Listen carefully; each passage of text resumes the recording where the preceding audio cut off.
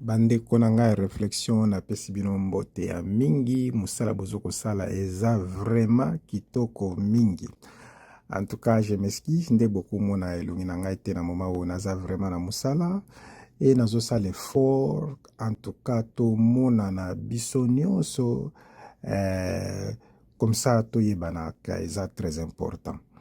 Ya liboso na bi merci na notre sœur na ndenge apesi mutuna kitoko ndengo wana. Mutuna moko kitoko makasi bandeko mutu aya na mokili po atikala libela azali te biso nyonso d'une façon ou d'une autre tokoleka. Alors na yango ngai nakoki opesa liboso réponse moko générale ya bana oyo eloba nango ndeko na ngai kolo réflexion frère Lumière Kambulu alobaka pe akabulaka ngo malamu bana na nzambe na bekelamu na nzambe. Alors tant que mokelamu na lobana no boye ekelamu na nzambe namona na ngai eloko ekosala te nakoma ennemi ya mutu ti akokende na elibela namona yango te. Kala namona te, lelo namoni te e nakomonaka pe yango te par la grâce de Dieu. Yango soki ndeko moko boye oyo amona na ye ke selon ye amimoni naza ennemi na yo,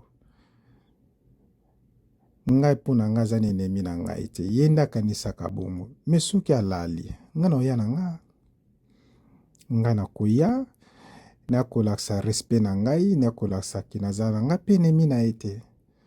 Nakoya en tout cas nakose présenter etant que ekelamu na nzambe ndeko na biso atiki biso ake na ye tokomonanaka lisusu te na ntango oyo. Alors nakoya ba oyo bakomona ngai kuna bakokanisa bakokanisa wana etali bango mpo ngai nayebi kati na motema na ngai azali ennemi na ngai te. Alors nakoya me ntango azalaki na bomoi tanto na evitaki kokutana na ye pamba te abakotambola malamu te pamba te azalaki na makambo malamu mingi te yango esengaki tomonanaka te. Me ennemi nde te wana yango te ndeko na biso atiki biso ngai nakoya par la grâce de Dieu so nzambe apermettre nakoya etanke mwana na nzambe oyo ayambi Yesu po azali mokonzi pe mobikisi na ye. Ngai nayambi Yesu pamba te azali mokonzi pe mobikisi na ngai. Ndeko na ngai atiki biso ntango na ye koki alala na ye pongi me nga nakoya ngai vraiment na oya na nga po etanke susu mwana na nzambe namonaka na ngai te depuis kala ti lelo nakoka na nga koyina mutu te ki akomi pe ennemi na ngai jamais azalaka te na mokili nazalaka na ennemi te. Alors eza presque impossible nayina mutu na répéter nakoki kopesa mwa distance mpo nayoki passe tanto me koyina jamais napesi distance mais je t'aime toujours. Alors na kaya difficulté ndenge wana ngai na omonana na ngai ebele bakoki kokanisa bakokanisa me ngai toujours nakozala wana mpo naza na ngai ennemi te nazalaka pe na ennemi te nakozalaka pe na ennemi te nalobi yango lisusu par la foi nakozalaka na ennemi te.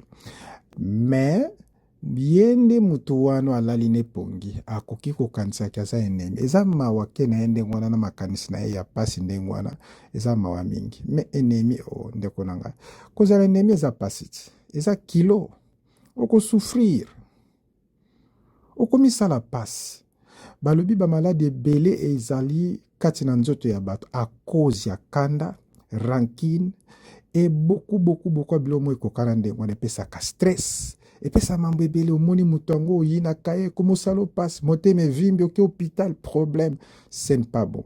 Mpo na ngai na répéter nazalaka jamais na ennemi nazala pe jamais na ennemi nakozalaka pe na ennemi te.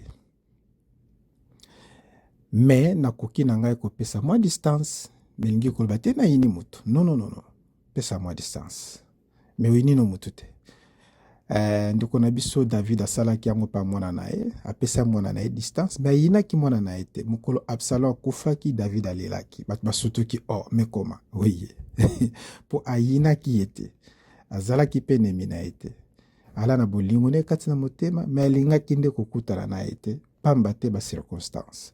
Voilà, Nzambe apambola bino na kombo na Yeshua. Tolingana eza na nzembo moko ndeko Lumière alinga yango mingi, eza ya ndeko moko kombo na ye Lokwa Kanza. Nzembo wana bosa ndeko Lumière akokoyemba yango tanto na bafilme mosusu. Osala bien ndeko Lumière, so oza nango tia yango vraiment, nzembo wana kitoko trop.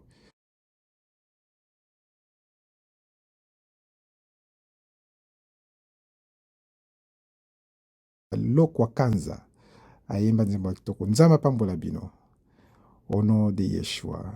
Que Dieu bénisse notre sœur, notre frère, bino nyonso. Nzambe apambola bino. Bye bye. Lindanda Ambassador.